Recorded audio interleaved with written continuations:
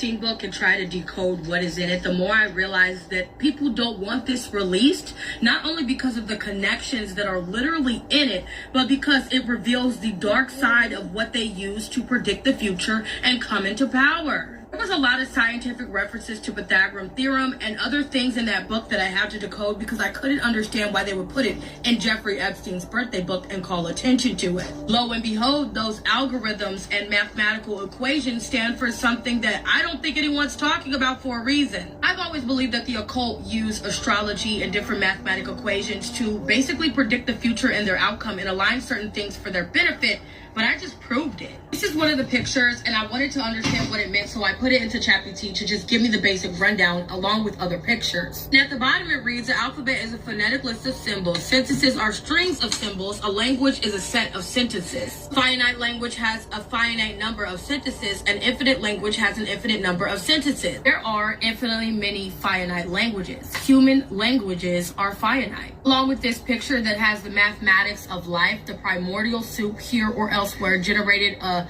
whatever the hell that word is, and it goes on to these symbols, dimensions, lists. It has the things that are associated with each thing at the bottom. Me being me, I'm like, why would someone put this in a birthday book entitled Happy Birthday, The Secrets of Life? And upon entering into ChatGPT, it turns out that this is called The Mathematics of Life by Martin Nowak from Epstein Institute at Harvard University. Side note, and I don't know if y'all remember Max Azzarello, with the guy who set himself on fire outside the Trump trial, who said that Harvard University was an elite get together of scientists that hide hidden knowledge and just pay for their degrees, but I digress. It says that it explains a fundamental concept in molecular evolution using mathematical and geometrical modeling. So the key concepts is primordial soup and quasi-species. I started with the colonization of aperiodic macromolecules like early RNA or DNA strands, and these macromolecules from quasi-species were a groups of related genetic sequences. I'm not gonna go through all of it because it makes my brain hurt and it takes too much time, and I got real homework to do, so let's get to it. It says that this is a mathematical abstraction where each possible genetic sequence is a point in a high dimension in space. Every dimension represents a nucleotide, A, C, G, or T.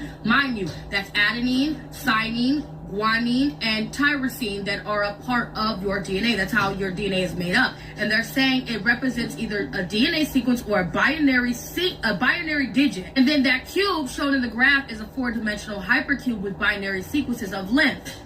And I'm running out of time, but basic